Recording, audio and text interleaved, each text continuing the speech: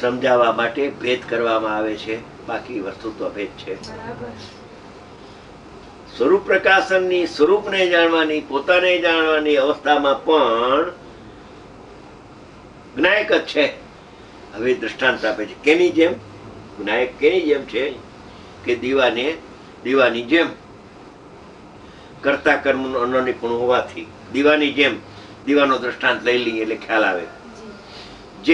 જેવી રીતે દીપક ઘટપટ આદિને પ્રકાશિત કરવાની અવસ્થામાં દીપક છે.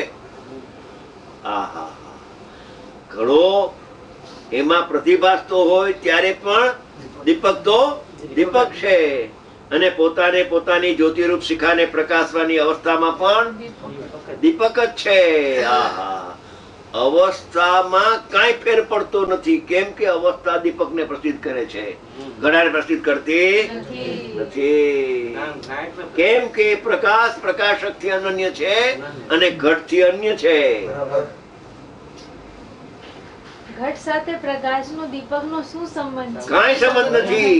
નાસ્તિ સર્વોપી સંબંધ પરદ્રવ્ય આત્મ તત્વયો હો.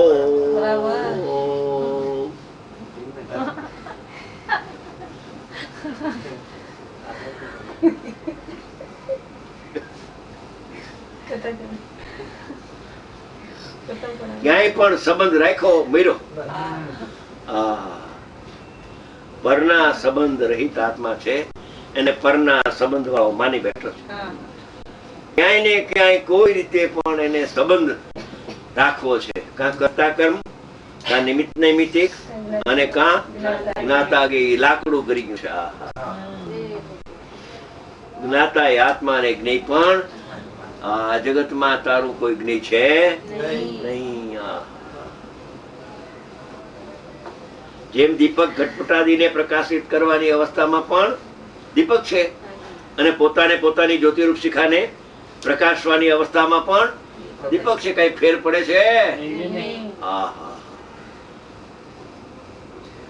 પણ એ પ્રકાશ દીપકને પ્રકાશે ત્યારે પ્રકાશક છે, શક્તિ બરાબર છે. પણ ઘડાને પ્રકાશે ત્યારે શક્તિ વધી ગઈ ને એની પ્રકાશની, કે બેને પ્રકાશે છે તો એટલી શક્તિ વધી કે નહીં? કે ઘડાને પ્રકાશતું જ નથી મૂર્ખ.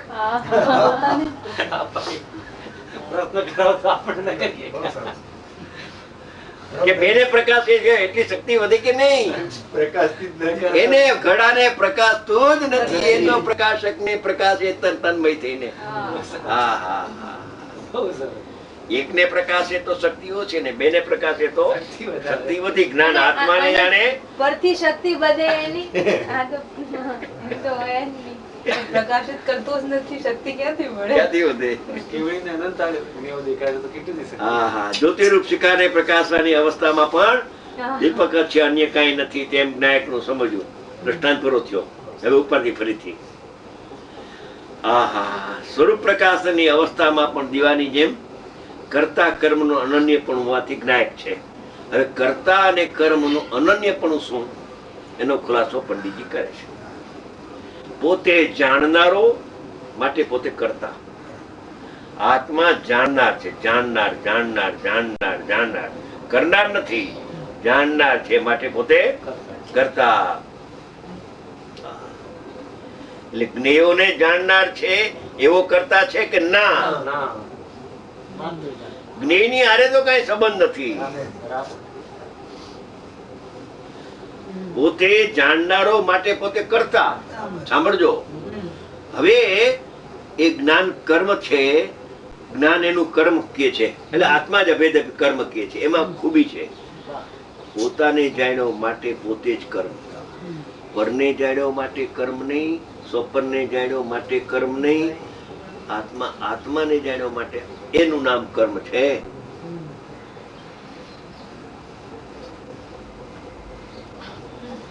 કરતા જાણનારો માટે પોતે કરતા, એમાં તો બરાબર છે. જાણનારો માટે પોતે કરતા.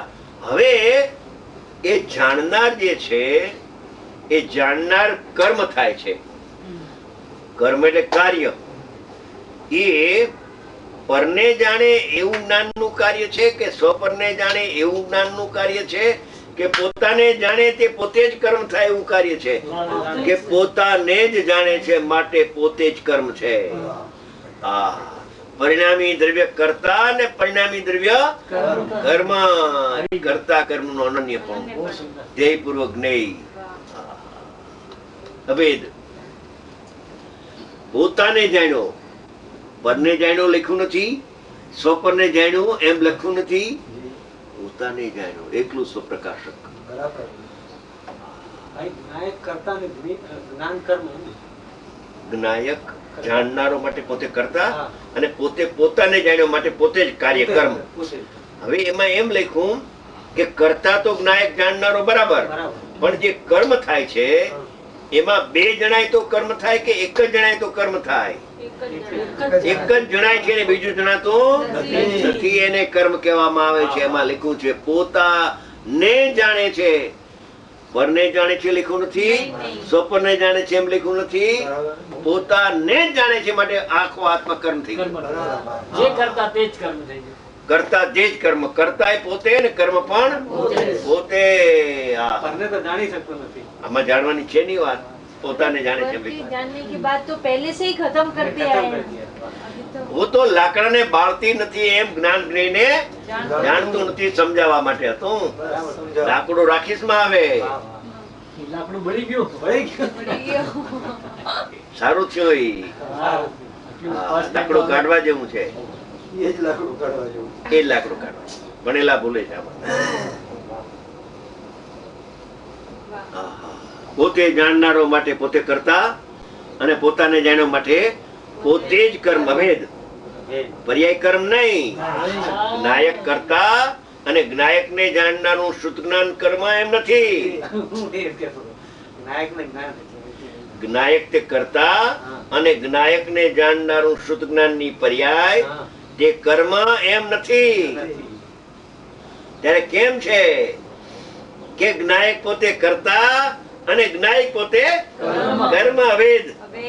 પરિણામથી અભેદ આત્મા કરતા અને પરિણામથી અભેદ આત્મા પરિણામી આત્મા કરતા અને પરિણામી આત્મા કર્મ. અપરિણામી આત્મા કરતા, પરિણામી આત્મા કરતા અને પરિણામી આત્મા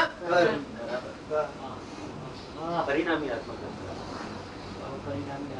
કરતા, કરતા અને પરિણામી આત્મા કર્મ. અપરિણામી તો નિષ્ક્રિય છે.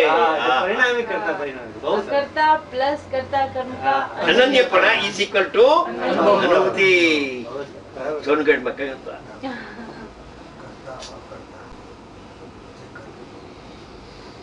પોતે જાણનારો માટે પોતે કરતા અને પોતાને જાણ્યો. દેવગુરુ શાસ્ત્ર ને જાણ્યો કે નહીં? વ્યવસ્થા જ નથી.